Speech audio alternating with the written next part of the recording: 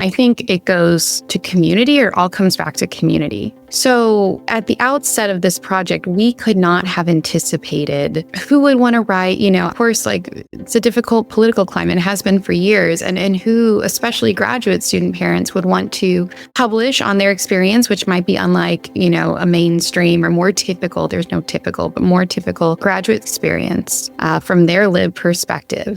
Welcome to Beyond the Thesis with Papa PhD, your weekly inspiration for post-PhD career development. With me, David Mendes.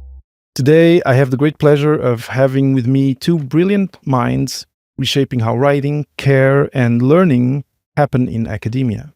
Dr. Jackie Hoermann-Elliott and Dr. Jenna Morton-Aiken. Jackie is an associate professor of English at Texas Women's University and a leading voice in embodied learning. Her teaching blends writing with movement, mindfulness, and well-being, and her books, including Running, Thinking, Writing, and Parenting While PhDing, shine a light on how academia can better serve student parents and underrepresented learners. Jenna Morton-Aiken is a teacher, scholar, and writing program leader at Brown University's Sheridan Center, and she also runs the Undergraduate Writing Fellows program at Brown. With a PhD in English and a background in creative writing, she supports faculty and grad students across disciplines through pedagogical consulting, research, and mentorship. Jenna is also the editor of Parenting While PhDing, that came out in 2025, and a contributor to award-winning work on scientific communication and care work in academia. Together, Jackie and Jenna bring a refreshing and deeply human perspective to what it means to teach, write, and be a parent in higher ed today. Jackie, thank you so much for being here. This is a super important subject that I don't see covered very often. I've had some interviews on Beyond the Thesis that have covered and have broached the subject of becoming and being a parent while being in graduate school. But from what I see, they're few and far between. So again, just this, I just want to reiterate how grateful I am that you could take some time to be here today and share this with the Papa PhD audience. Thank you. Thank you for having us. We're delighted to be here and to get more airtime on this topic, which is really incredibly important. And we talk all about why in the book. But we know in the US and abroad, student parents are on the rise, post-secondary level, graduate level, more and more. And like you said, I'm an associate professor of English at Texas Women's University. I work with our Family Matters initiatives and different student parent groups on campus and faculty parent groups as well. And it's really interesting to me to see how the needs have changed from even the time when I was in graduate school and I was a parent myself. And I don't know if you see that at your institution as well, Jenna, but certainly what we're seeing is a new kind of need, and there wasn't as much literature as we hoped for around this topic and that kind of support. Mm-hmm. So, Jenna, do you have anything to add from your side, from what you see around you in your institution? I would agree with Jackie. I'm at Brown University now, and so there certainly is. It's still kind of conversations in hallways that happen. People talking to each other kind of very informally. And there is still a sense of, you shouldn't do that in graduate school. Don't do that in graduate school. And it's something that's quite personal. Jackie and I was pregnant when I was in graduate school. I actually started my PhD when I was 7 months pregnant. And I was that person trying to ask questions, trying to navigate what was going on. When my first daughter in my first year and my second daughter in my third year. And in that time, there were more conversations happening on campus, but we didn't see more of the literature. And so when Jackie and I met later, we decided this was something we needed to contribute to because it was so important. Mm-hmm. So, it is important, and I'm just remembering conversations I've had on the podcast. For example, someone who, during her postdoc, had to advocate with her colleagues to get more maternal leave, and the thing that was shocking, and of course, being a parent in graduate school is not just the maternal leave, but she said that the turning point was when they understood that postdocs were getting less time to be with their newborn than pups by law, were mandated to stay with their mom before being separated. And when she told me that, it was really a shock. And this was a few years ago. I hope things have changed. But well, I come from the European context, although now I'm in Montreal, and Canada is also different. But when I heard that, I was in shock. It was really difficult to hear. But the good thing is that with her colleagues, they were able, based on that information and that gruesome comparison, they were able to make things move a little bit. But I think that's just very small. What they got was still a very small change. But anyway, that's why we are here still in 2026 talking about this. That's why I'm super happy that you actually worked on a book about this specifically. But before maybe we get into the thick of it, I introduced you very quickly to our listeners. And maybe, Jenna, we were talking right now. Can you just add a couple more details to the puzzle, the mosaic of who you are, personally, but your relationship with what you do at university and how you went all the way to the PhD. If you want to spare a couple of minutes, introducing yourself a little bit more. Sure. So I have quite a non-traditional path into academia. I have always loved writing. I've always thought of myself as a writer, but I thought I had to get a real job. And so kind of fought against that instinct to work in writing. I didn't know at the time that rhetoric and composition was a field and was something I could pursue. So I was actually an undergraduate poli-sci major. I did kind of my creative writing on the side, but that wasn't officially what I did. I went and taught English in Japan for a year after university. It's where I met my husband, who is from England. And so then I went back and worked in business because that's, kind of what I thought I was supposed to do. And it was interesting. I learned a lot of things. It was very challenging. It didn't really make me happy. It didn't make me feel like I was fulfilled or contributing to something larger. So after working for a few years, I was in London at the time. I did my master's there in creative writing, went back to business. And then when my husband and I were living in London, we decided to move back to the States. And I realized I needed something different. I needed a change. And so I started teaching as an adjunct at the university. My first day of class, I realized this is what I want to do. I was 30 years old. We knew we wanted a family. And so we decided we would do all the things at once. So I put in for a PhD. We thought about where we would move when I got in and started trying for a baby. And then all of those things landed. So the fall of 2012, we bought a house. We moved to a new school, new state. I started my PhD program. And that November, I gave birth to our first daughter. Okay. Super, super interesting. And Jackie, on your side. Yes. So it's interesting because I think I took a pretty traditional path through academia, but not through motherhood. So I always thought it was incredible. Jenna, just in year 1 and year 3, she had her kids in grad school.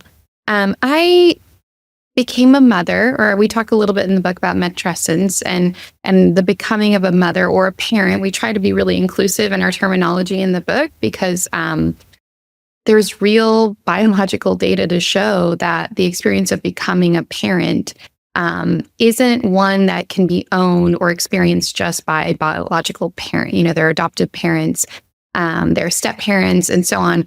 So I became a step parent first. My stepdaughter to this day she's a teen now, and I had her first. And so when I met my husband, when I was working on my PhD at Texas Christian University in Fort Worth, Texas, I met my husband. He had a 3-year-old, and that just totally changed everything for me. And about a year and a half, 2 years later, we were engaged. We were getting married. And not long after we got married, we had, we're pregnant. And so I had my first son. I have 3 biological sons now. I had 2 on the tenure track. My first son, was a wild ride because I had him while I was dissertating, and he was a newborn when I was on the job market and had all kind of experiences without getting TMI, too much information, but it's really difficult to navigate the job market while you are a recently postpartum parent. And there's a lot of information on that in the book, on lactation and what that looks like. And that was very much my lived experience.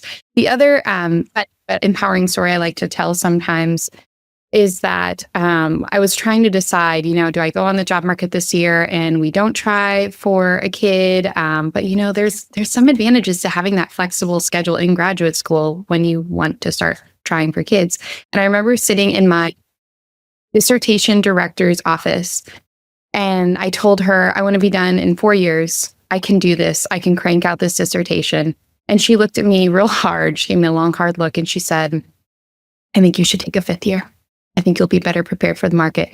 And it was in that moment that I decided I'm going to have a baby, and she also had a baby in graduate school and advised many of us against doing that.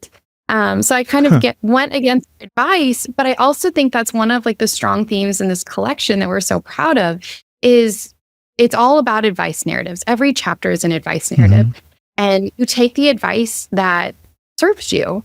And so I think that's really important and worth considering. Of course. Super interesting. Now, so you collaborated on this book. It came out recently. And I like the way the cover is graphically has been created, because I don't know, you said parent, you talked about inclusivity, and when you first look at it, you see just parent PhD, and then there's the ing that comes after. I really like visually, and it evokes something for me in that identity, but then also the lived experience of going through that experience just on the cover. But the question, and now that we know both your paths and how they differ, the question is, how did you meet, and how did you embark on this collaboration on this subject? How did that happen? What's the origin story? So I love this story because Jackie and I, to this day, have actually never met in person. I live in Rhode Island. He lives in Texas. And we have done the entire book. Our entire friendship has been over Zoom and text messages and email. And this book actually came out of a virtual session. We're both part of a mothers group in our professional organization. And it was during, I think it was April of 2021, and everybody was still really in the mess of COVID. But we were far enough into it yet that we were really starting to hit the barriers and the conversations about being parents at home, being mothers at home, and being academic mothers. So everyone showed up to this conversation exhausted, not quite able to be there. Jackie actually took it from her car in her driveway so her kids wouldn't see her, so she could be on her own. And somebody said, we need a book about this. We're all so tired, and we need to do something that kind of makes this all visible and brings it into academia in a way that academia will recognize and will value. And I don't remember which of us volunteered first, but it was something along the lines of, I don't have any time, so I will help do this book. And then, the other one of us said, I also do not have any time. I will also help with this book. And so then we worked on Zoom, with kids in the background and everything else, and put together the call for proposals. And we were really intentional about the fact that we were trying to include a wide range of experiences, because being, everyone's experience is different. And so we wanted to get as many of those could. And as Jackie said, it's narratives. And the idea is not do it this way. It is, this was my experience. I'm sharing out so you can take from it ideas, suggestions, maybe, figure out what you don't want to do, or just really kind of piece through. We also worked really hard to make sure they're short narratives. They're about 3,000 words, and some of them dive into the scholarship. Many of them don't. We really wanted them to be accessible stories, because if it's a parent picking it up, if it's someone who's thinking about being a parent, or if it's an administrator who's working with graduate student parents, we wanted them to be able to pick it up, get something valuable, and then go on with everything else. And so that's really what drove it. And our contributors were amazing. We worked with them again over Zoom. Everything was virtual. And when we delivered the manuscript, we were really proud of all the different stories that we were able to represent. Mm-hmm. Jackie, from your side of things, did you have anything to add to the origin story? No, the process took longer than expected because we received many, many more submissions than we bargained for. So that was really, but we had this huge showing from across the disciplines, and that was really exciting to see, and the response has been wonderful.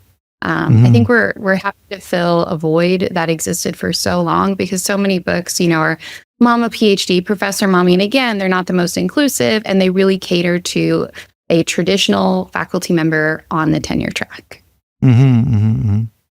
Excellent. And that's now, that's not very inclusive. There's, a lot of people who are going through grad school are not going to go into the tenure track, and those people also need these narratives and this inspiration. And especially because, and you mentioned it in passing, Jackie, and young people in graduate school who are considering becoming parents, and if or becoming pregnant, when is the right moment? Should I wait or shouldn't I? I think there's a lot of cognitive dissonance out there, and you said it, like your thesis director had done it, but she was recommending you not to do it. So, and this is very representative of the landscape out there, depending on. And I remember I was in undergrad, and we had great. The group dynamic was really good. I was working at a lab with a professor, and I remember, and this was like years ago, and he was fully telling young, in the cases I remember, young women asking him for advice, and his advice was, no, do it during your PhD. And I don't remember exactly what was his rationale to recommend it, but I think basically it was around, this is the moment where you are building things, and once you're done, you'll need to either go into a professional job outside academia, or going to the tenure track, which is very demanding, so do it before. Anyway, I'm just telling you of an example I know, but then there's other people who are going to say, no, go through your PhD as fast as you can, and then you'll figure it out. But I just from both your stories and what you said about your supervisor, you see that if you just, ask around, you may have very different recommendations. So there's not one prescription, and that's why I think the narrative approach that you have in the book is perfect, because different people will resonate with different stories and will pick different elements for their path based on their own, makeup, background, life, situation, etc., etc. Now, did you or have you had this experience of feeling this cognitive dissonance in people you talk with who are going through these decisions, and have you had conversations with people who are in a position like thesis supervisors who are on the different teams? Let's say, okay, do it during the PhD, or team, no, do it after. And either of you can answer. Yeah, no, this is something that came up, and I think I mentioned this in the book a little bit, is because I was pregnant while a full-time faculty member, I would have graduate students kind of slink into my office and kind of shut the door and just leave it open a crack, and then sit down in my chair, and that they're about to drop some truth bomb or something very private when that happens. And pretty regularly for several years, when I was very visibly pregnant, students would ask me, you had a kid in graduate school, what happened? How did you do that? Can I do that? What happens if I do that? Do I lose my assistant? All these questions. And I still to this day, I advise and direct dissertations at TWU, Texas Women's University. And I get asked this question very regularly. We just had a panel on it last semester. of students wondering what their options are because they don't always have faculty members that they don't know sometimes if their directors or their advisors have children, do or don't. And they don't know who to turn to. They don't know, do I get any kind of leave? And I will say, even at TW, we have leave mechanisms in place, but we don't have like a traditional parental leave.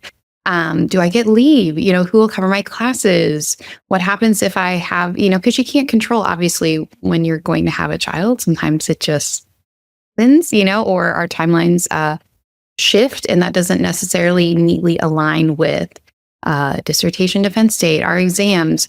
But I will say, so I get asked that question quite regularly. I'm advising several graduate student parents this semester, and I'm so proud of them. We celebrate families at TW. We do something called family graduation. I think more universities are doing that now. And I love that because we really try to bring kids into the fold. I invite kids into my classes and I try to really normalize caregiving in academia. But yes, that's something that comes up very regularly in my work. Jenna, do you have ideas on this? Yeah, I had a kind of a wide range of conversations about it. So I was the first person apparently to have a baby when I started my PhD program. And so, no one quite knew what to do with me. And I also talk about this in the book a little bit, that everyone had great intentions. They didn't necessarily have the information in order to advise me as they might have otherwise.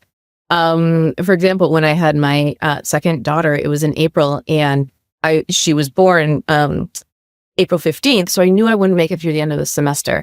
And I went to my director of graduate studies, who was a wonderful person, who said, okay, and obviously we'll be paid for your time on leave. And fortunately, we had a graduate student union, and I already talked to their representative. And so I knew that I did.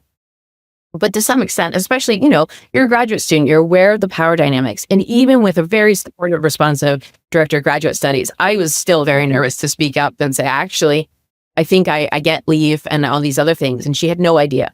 So she went then and looked for it. And so there were people in the program who had babies after I did. And it meant that had already happened. I had another conversation, though. A graduate student came to speak with me specifically because her advisor said, actually, to the students in her lab, it was a STEM program, do not get pregnant while you're in my lab. Like, do not. You clearly aren't serious. If I don't know if she said you aren't serious, but that was the implication. But she actually said, don't get pregnant.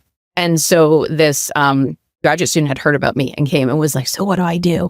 And it was really kind of this, backroom conversation. It's like, okay, well, like, you can still do it. This is how. So at Brown, I supervise graduate students. They work in spaces, and I consult with them occasionally, but it tends to be one-on-one, and they don't necessarily know that I'm a parent. So I really which is the opposite of what I did initially when I had kids. I wasn't really sure I wanted to be a professional, in the space. And so I really separated my mothering life from my professional life. And then once we got into COVID and everything else, I realized not only wasn't that working for me because it was too much of a divide, but also all these other folks were going through their own difficult situations. And so talking about my challenges made everything kind of more accessible. They found their own ways. So now I talk about it regularly, so they get to see that model. So I still have students come in and, ask about those conversations. And I think it's really important because a lot of people just don't know what to do. And that's both on the student side and the administrator side. And so kind of normalizing the conversation is, again, part of what we're looking to do here. That's amazing. And now a question for me that arises immediately is, what brings, and I understand, you made a point, Jenna, that I was thinking of, and you just made it through the story you told, which is STEM. I imagine there's kind of a difference between STEM, which is where I was. My PhD is in cell biology, where there's this whole, high pressure to publish publish a lot in high impact journals, and especially if you choose for your PhD an institution that's that's kind of a very prestigious one, and there will be pressure to be at lab all the time, vacations, etc., weekends. And I imagine, but I haven't had this conversation myself, but there will also, like you said, be the pressure of don't get pregnant while you're in my program. From the conversations you've had, there's two sides to this, and I'm thinking of the person wanting to become a parent. One side is, what's the motivation, or what's your interpretation of the motivation for a professor to ask that of an adult, student, graduate student, but an adult that has a life project? What do you think is bringing people to ask that of their graduate students? And then how is it that we can deal once that statement comes? Or sometimes it can be nonverbal. It just can be, you feel that it's you're walking on eggshells, and then if you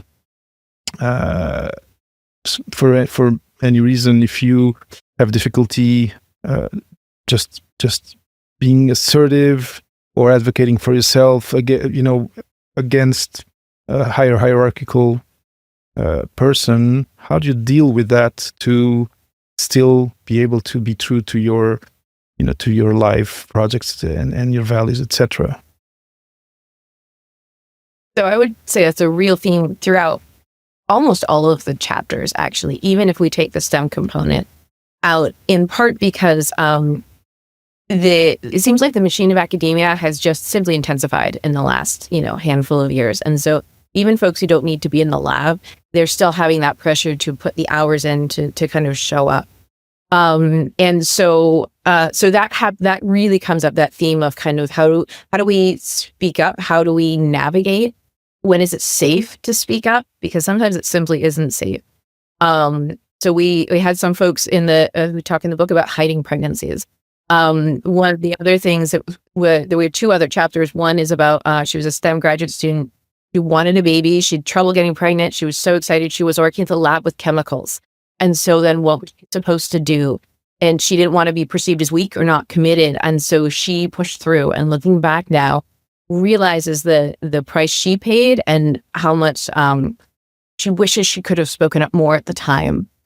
We also have a medical student who talks about being pregnant and what she does with her rotations, because she wants to be pregnant and she, all of that. And then she gets into, and she realizes the irony of that she's in a medical environment where the idea is to care for patients, but because she's part of the system, she has to figure out how to navigate that. So that's incredibly difficult. And again, nobody has a kind of a magic solution.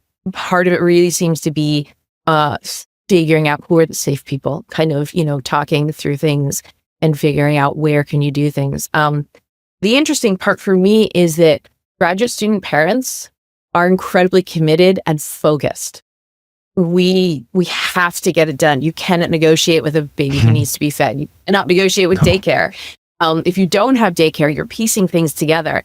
So it means when we're at work, we're fully locked in. We get things done. And we also bring this outside perspective that I think is really important, but that isn't part yet of the norm of academia itself. So it's really hard to change that conversation. Mm-hmm.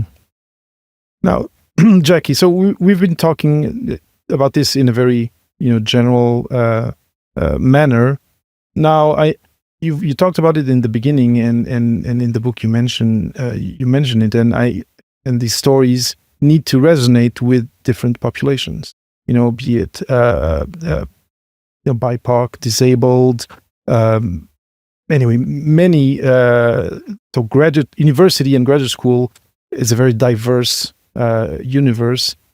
Can you maybe talk a little bit about that side of things, of maybe what at your university, for example, is working in helping these people feel safe bringing these questions, but also some, one narrative that, or a few stories or moments in narratives that you think were really really marked you when you interviewed the people, and that that can inspire people watching or listening to go have these conversations, because and also to go read the book, but to be inspired by these narratives, to find this safe space or this safe person to talk. So two facets: what's working from what you see and what's around you, and from the book, what are like key two to three key stories that you think are really, really inspiring and helpful. There are so many. So sorry, that's not in the book, but to answer your question, I think it goes to community, or all comes back to community. So at the outset of this project, we could not have anticipated who would want to write, of course, like it's a difficult political climate, it has been for years, and who, especially graduate student parents, would want to publish on their experience, which might be unlike, a mainstream or more typical, there's no typical, but more typical graduate student experience from their lived perspective. And yet so many put themselves out there. So after the book came out, I have a colleague in biology, full professor, and she was so excited. And I just posted about the book on LinkedIn, and, I didn't broadcast it at my own institution too much. But I was surprised when she saw on LinkedIn, I posted about the book, and she immediately thought of one of her doctoral students who she bought a copy of the book for, because she identifies as a conservative Muslim mother. And in the collection, there's a story on that in particular. And that was the kind of, and it's a lovely retelling of someone's experience and really grappling with like these kind of opposing values. And what do you do with that in a space where things can feel unwelcome or untraditional? And she was so excited. She bought a copy and she said, "Can you sign the book for me so I can give it to my grad?" And I think there was, even though it's, that's not the topic, there's community now around that. And hopefully, if nothing else, at my institution, when we do panels and programs and things to support graduate student parents, I don't have everyone's lived experience. All of our lived experiences are going to look really different. But just being able to talk about that openly is really validating, and you feel seen. So no one's going to know exactly what I went through, but the fact that someone else is going through something hard and we can acknowledge that is really powerful. So that's a good story. There's another, I really love the one that Jenna was just alluding to, Dr. Stephanie Grath, because she is an oncologist now, I believe. And my jaw was dropping at multiple points at that first read. I mean, there are little Easter eggs. There are horrific things that happen. There are exciting things. There's like little surprises, like out of office replies that are really motivating. Another one that comes from a dad actually is, I'm not going to say the word aloud because I don't want to disrespect anyone in your audience, but it's "Go to effing Disney World." And for Rutgers, we had to out for the press. And that one really lands, I think, with a lot of people, because it's this interesting conversation about a dad, and he's got a lot of guilt around exams, and his wife and in-laws want to go to Disney World, but he wants to pass his exams, and he's trying to be a good grad student and focus, and he doesn't want to let people down. And his advisor sits across the table and says, "Just go to effing Disney World," but says the actual word.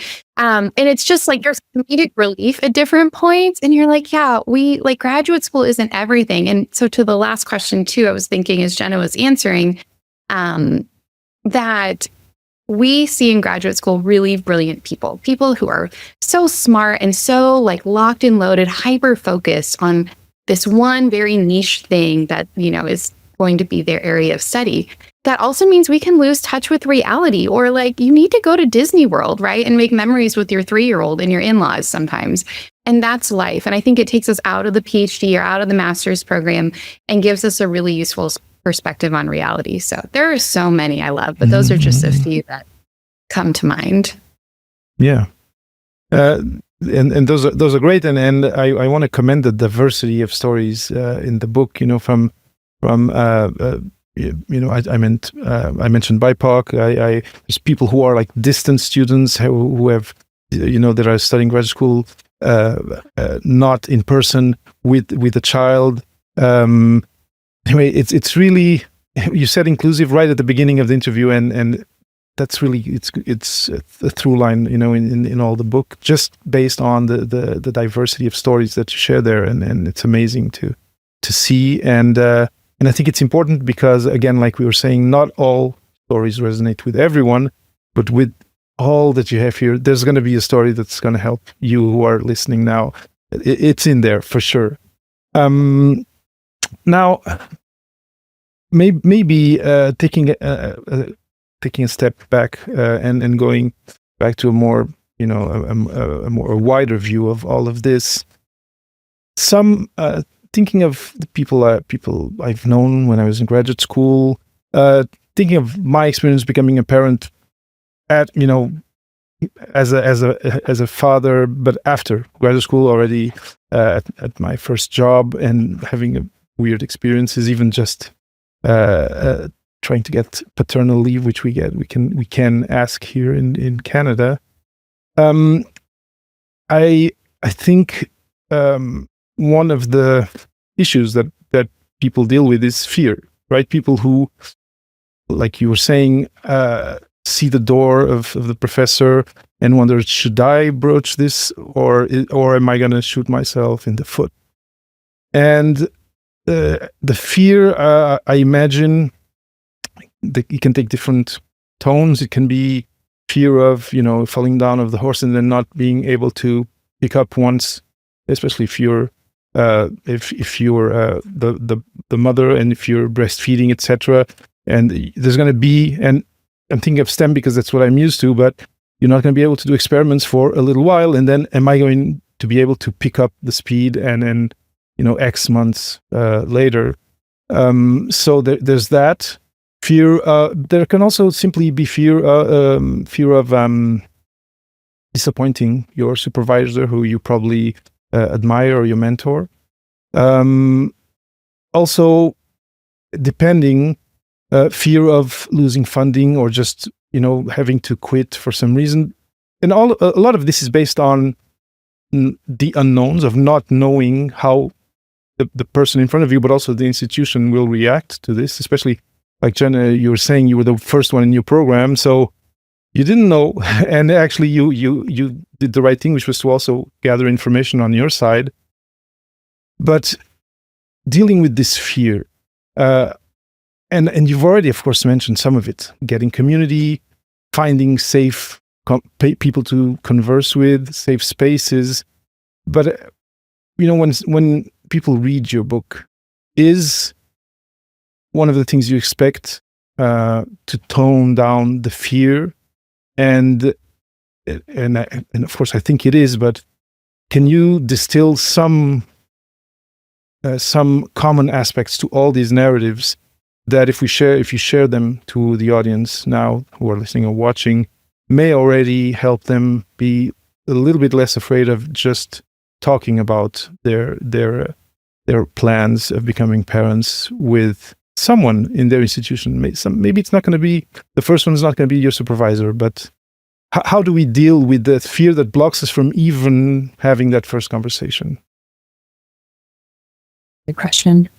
I don't know that we necessarily are able to help with the fear itself. I think that more than that, we can help people feel supported in working through the fear, and having the confidence that, quite frankly, the threats are real. These are not imagined. These are not perceived. They are very high stakes. And if you have the conversation with the wrong person, or your advisor really is against it, that has consequences. And so I think that was part of the other thing about the book, is that it's not a happy, go lucky book. It's real. And so one of my favorite chapters is actually about someone who decides that academia is not the right fit for her. And it's not because she's not smart enough or not good enough. It's because the circumstances of her life are such that really this isn't functional. And so she has to leave. And so her advice is that if a person gets to that point, leave, and don't feel like you failed. You didn't fail. The system failed you.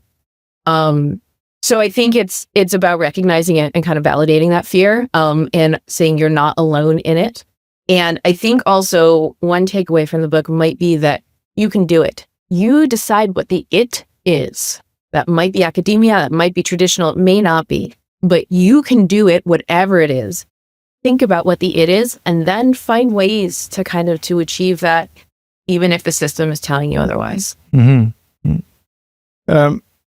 And I think you're right that the stakes are there. These high stakes, and yeah, working through the fear, I think is like you said, the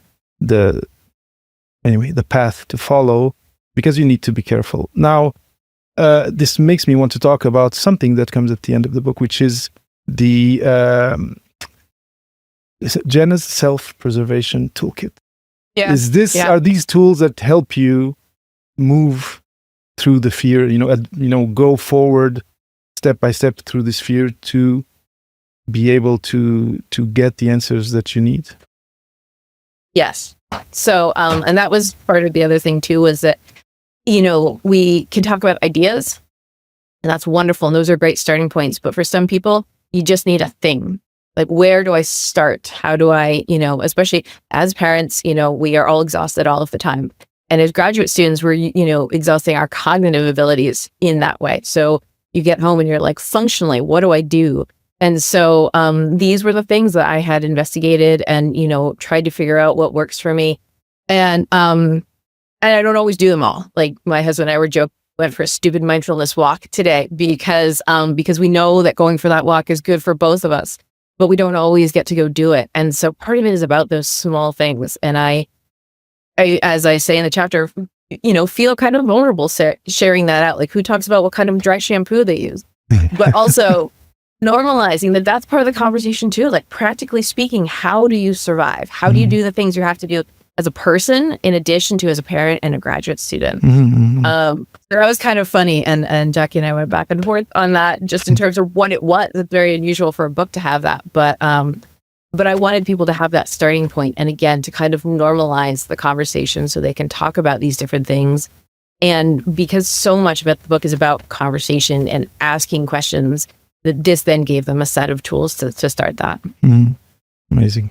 So get the book and you'll get this toolkit. Now, Jackie, I have also at the end of the book, there's something that I believe, anyway, that comes probably from your experience.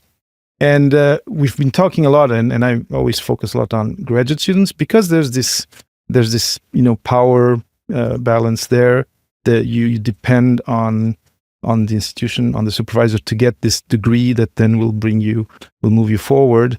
But these questions also apply to people who are past the degree and who are now trying either to get on the tenure track or who are already on tenure track. And there's a chapter on, it's actually called Powering Through an Academic Job Market as a Breastfeeding Mom.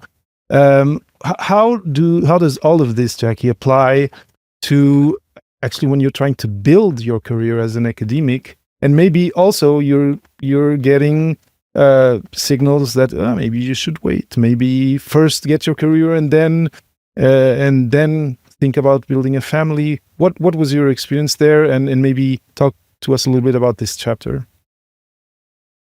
So that after we were talking about our favorites, I thought of that one too, by Danny DeVasto, and Leave a Note, because it's this beautiful, like, cosmic serendipitous moment where she's in the airport and she's in the lactation pod and she sees all these notes of encouragement from working moms all around her. Oh, wow. And it just really resonated with me. Yeah. So when I was on the market, actually interviewing for my job here, and I've published a little bit about this experience in Ms. Magazine, I didn't know my rights. And so a lot of the book is we're kind of opening up conversation around knowing your rights, which is huge in addressing fear. But I didn't know my rights, and I knew some of them, but I was also worried about the stigma that might follow me. And in hindsight, I probably shouldn't have been as worried. But I remember I was so nervous, and I was still breastfeeding my son at that point. So I had to take a pump. But, I don't know how it is in other countries, but in the US, when we do a day or 2 day long campus visit, it's intense. I mean, you might get a break here or there. I had to ask some question about what private spaces were available to me without revealing a lot of information, because I was concerned about that.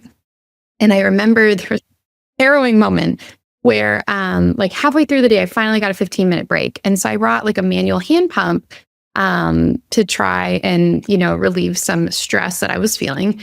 And it broke. It broke. And so at the end of this 13-hour day, which I'd slept 2 hours the night before because I was so nervous, my body physically was out of whack. It broke. And I was just like, well, the show goes on. And so I finished this 13-hour day, and then I got stuck in Dallas-Fort Worth Metroplex traffic on the way home. And I was in traffic for 2 hours. And I was just in the car crying and sobbing when I got home. And my husband looked at me like, oh, you are not okay. But then I saw my son. But those are the kind of stories, people talk about shadow CVs or shadow curriculum vitaes. And I've seen some good work around this where it's those are all the moments that don't make it onto the CV, right? Those are the things where you really earn your medal, what you're, and no one sees that. But if we have conversations about it, then we can better prepare those who come next in line with us. And now I know to ask any students who are parenting and on the market, you need to think about these things, to prepare them. And now, one of the other question, and we're getting to the end of the interview, but the other question that I have, and because we've talked about a lot of, and you mentioned this with the person is in the breastfeeding pod, and she sees all these messages, and even though she doesn't know these women, it's a community, right?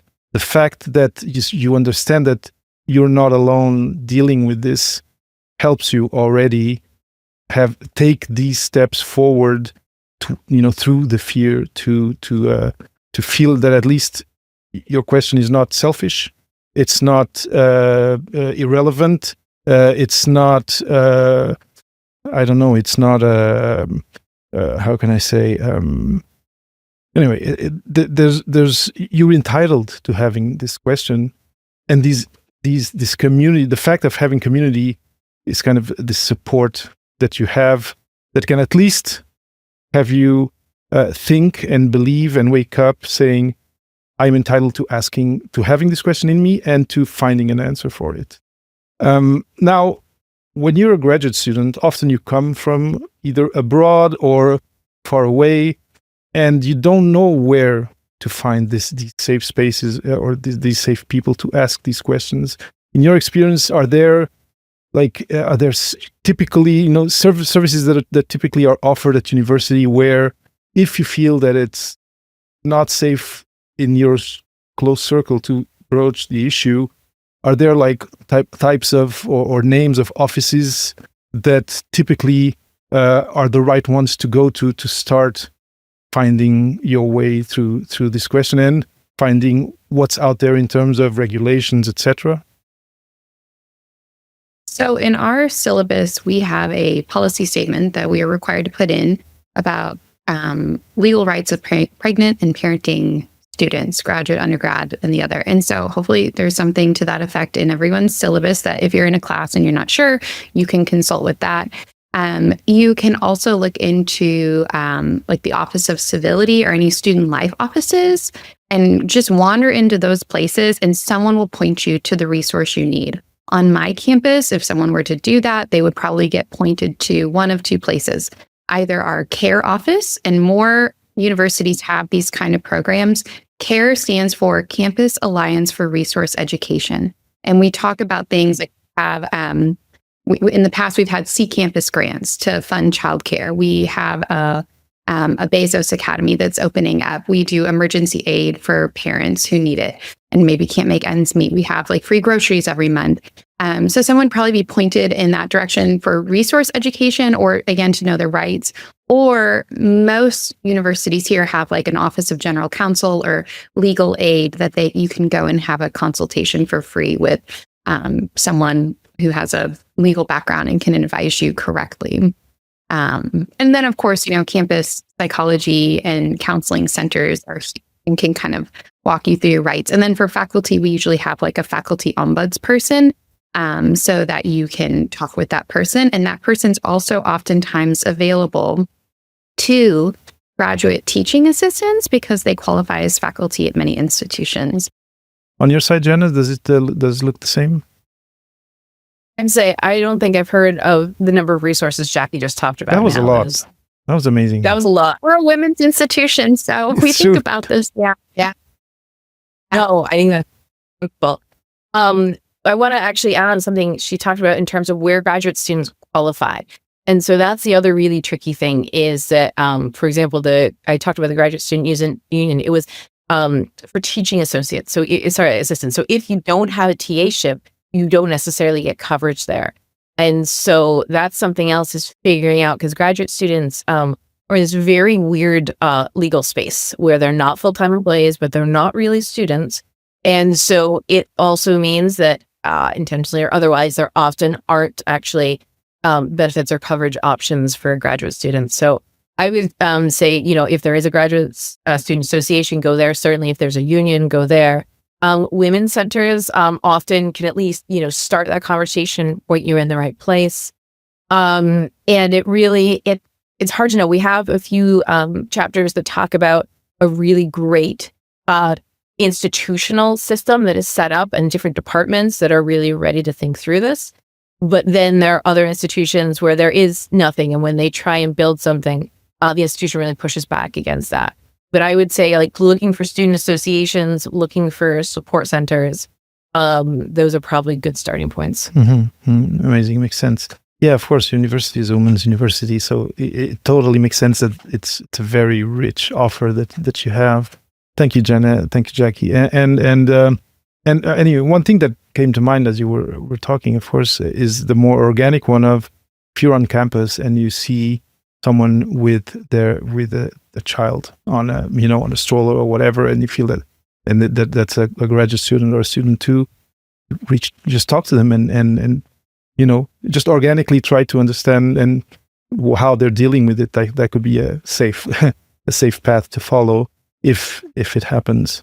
Now, we're reaching the end of the interview, but there's one at the very beginning of the book. There's one term that really got me curious and that I think could be interesting to talk about. Let me know if you think it's interesting or not. But it's this concept of inter-narrative identity. And it's true that when, in your life, the before being a parent chapter and after being a parent, it is a change in identity, not within yourself, but towards society and towards the community around you. You kind of morph into something else. And then, of course, every action has a reaction.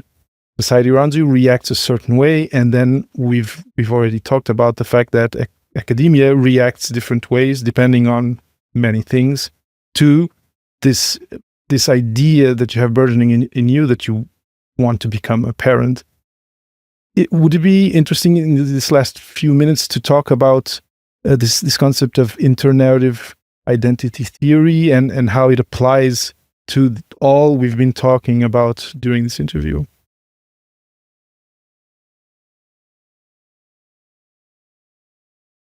Yeah, I love that chapter. And that's why we put it first, because it's comical and it's truthful, and it kind of just cuts right to, I think, the marrow of who we are in many ways, grappling with these different identities.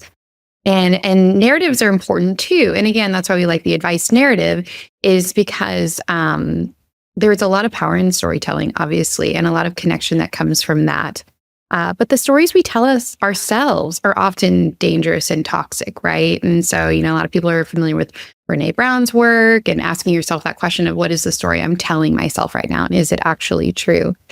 So that's a great one for just kind of watching someone examine internally different narratives and how you can then leverage, and this is a different chapter in the book called Leverage Your Assets, but how you can leverage different aspects of your narrative and then sit with multiple, because especially I think in scientific communication, or, what we do with rhetorical communication, which is related, we try to package, right? We're trying to distill down all these different parts of ourselves. Or if you're working on a thesis or a dissertation, you have to really home in on or narrow down to something very specific.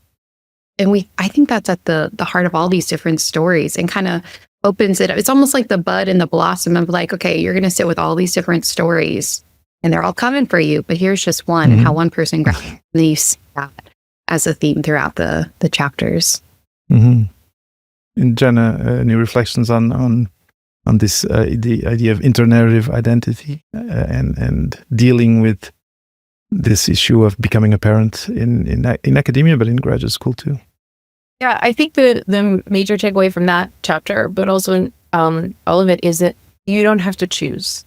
You don't have to just be a parent, when you're outside of the classroom, and you don't have to leave parenting outside when you come into the classroom. And that all these things are part of us all the time. And so kind of finding a way forward, which is sometimes uncomfortable. There's sometimes friction there, either from ourselves or from people outside of us. But knowing that's okay, that we are all of those people all the time, and we get to choose kind of the narrative, and we should feel empowered to really move forward with the narrative we want, not just the one we're kind of told we're supposed to have. Amazing. I have a last question for both of you, but before that, can you please share where people who are watching or listening can reach out to you, maybe share their story with you after listening to our conversation, or ask for some more inspiration from you? Where is it that they can find about both of you, but then also the book? If you can share all of that, this information will also be in the show notes of the episode, of course. For the book, if you go to Rutgers University Press and type in parenting while PhDing, you'll find the book there, and it'll be linked. But that's where you can find the book. And if you scroll down in the lower left-hand corner, there's oftentimes a discount code there, so look for that. So that's where you can learn about the book. And then for us in particular, I'm fairly active on LinkedIn. I'm not an everyday person, but I love connecting with our contributors and people who reach out because they enjoyed reading the book and want to talk more about parenting in academia. You can also find me at Dr. Jackie Writes, which is my more public handle. I used to have Jackie Hoermann-Elliott on everything, but I'm trying to kind of put my private life over here and my public work. So at Dr. Jackie Writes, LinkedIn. Jenna? I'm not very active on anything, as Jackie knows. I am on LinkedIn. That's probably the easiest place to find me. It has been wonderful, actually, even not being active, sharing about the book and the wide response that we receive from people, inside and adjacent to our networks. And then I'm occasionally on Twitter at WriteJMA. But also you can email me, at Brown. You can, if you Google me, you can find me. I'm very interested in having the conversation. I am just, one of the balls I needed to drop was being on social media. Perfect. Amazing. Thank you. Now for my last question. So in life, and this applies to wanting to become a parent, but to other things too, just, getting into a new job with a new employer. But in this case, academia, we bring ourselves, with the choices we make, into environments that have very strong narratives that are echoing in these environments. Academia is one. It's very large. You could say very arcane. It's more modernizing, and clearly, Jackie, your institution is a great example of new and great ways to do things to include people and women here specifically. In academia, but you can feel small with your small single person narrative in a place that has this big aura, and that and where you may even hear, like you have heard and like you have shared from other narratives, you can hear from these walls messages that, if you make this choice of becoming a parent, you're not serious enough about being an academic. And here is a book full. Well, there's your two narratives first, and that already show that it is totally not incompatible. And then you have the book with all these narratives of people who share how they navigated it. And I would love, just at the end of this great conversation, I really, really, really appreciated all you had to share, to maybe for someone who's out there feeling really small in that sense that I was saying, if you had a few words of encouragement and of inspiration for them to understand that no, if maybe, even if they're hearing from the university walls, like between brackets, that, trying to become a parent while they are in graduate school or while they are starting, trying to get on the tenure track is not serious, and it makes them, not great candidates for whatever their academic goal is. That they can, they can not discount it completely, but that they can feel that their narrative is also important, and that there are many people out there who have done it. And anyway, a word of inspiration to not just feel like, okay, I'm here now, and even though this is something I really want to do, I just need to follow the rules of this institution, and then once I'm done, I'll follow my path, which I think is maybe a sad, but also not very good path to follow, let's say. I think the word of inspiration in hearing that, and I really appreciate the point you make in that, because I think it's under-recognized. Like, people feel like they come into academia and they've got to be these rock stars, and you can have this happy, fulfilling life and career in other parts of academia, outside of academia. Like, you don't have to be the biggest name in your field, and in fact, you might not want to be, So I think do what you love, and the work will follow, right? Like the good work, the jobs, like really lean in and love it. And I think that applies in all facets, whether it's looking for the job or your area of focus and specialization, or even just like service and impact that you want to have on your graduate students. This book is actually like a little bit outside, I think, both of our research areas, but we had so much passion around it. And then another example to buoy any spirits of anybody in graduate school who feels like they're struggling with policy and things like that.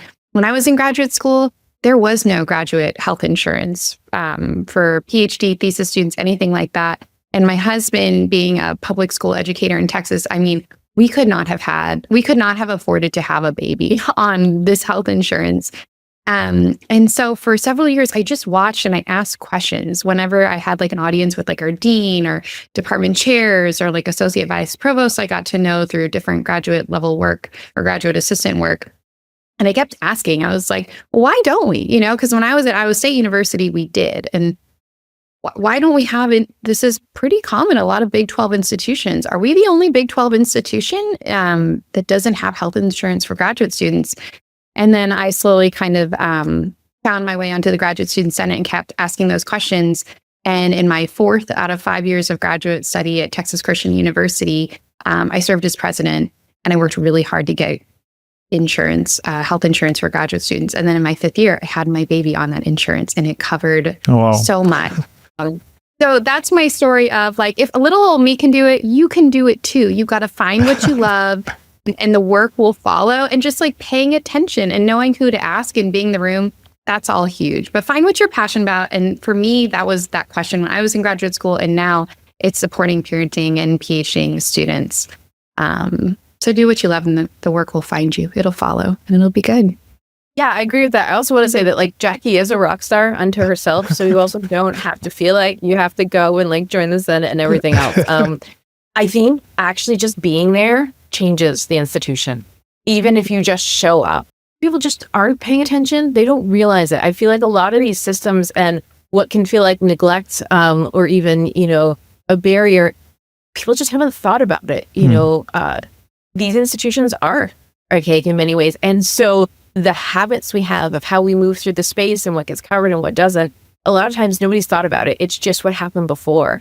So even if you're just in the space and you're asking questions, it means they have to think about it. A lot of times people want to help. They don't realize there's a problem. And so, or they don't realize there's a gap. They just haven't thought about it. And in a lot of cases at a university, it's still very much, men who are fully tenured in positions of power. And sometimes they haven't thought about this. And so, you can have different conversations. So I would say just being there makes a difference. I would also say that remember that despite what it feels like when you're in graduate school, the world does not revolve around graduate school and academia, even though that's what it can feel like when you're in it. There is so much more. Like Jackie said, you get to have a life outside. And the final point I think I would make is this is your life. This is your actual whole life. And so if you're in an institution that doesn't allow you to have that life, heartbreaking as that might be, maybe the choice is actually to go somewhere else.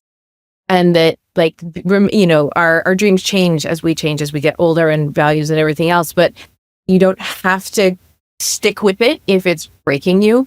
And if it's an institution that really won't let you be yourself, and the institution won't evolve with you, then go somewhere else with pride that you are still fulfilling your purpose and making a difference. Yeah. It's sure. And maybe just to add one thing today, it's easy to find, groups, forums online. If around you, there's no one you feel that can talk to, you may find the inspiration of, if you've decided, okay, this is not the place for me, where do I go? You may find online people, like-minded people, and people going through the same things, who may already be at an institution where things are moving, like the women's university where Jackie is, for example. So yeah, sometimes community can be close circle, but it can also be like we said, in a breastfeeding pod at the airport, through messages that were left there, or online in forums, which now it's so easy to access. So Jenna, Jackie, thank you so much. This was such a great conversation, and I really recommend anyone questioning themselves about this to go get the book, read the book. You'll see that there's one story in there, one narrative that will resonate with you for sure, because of the sheer diversity of narratives in there.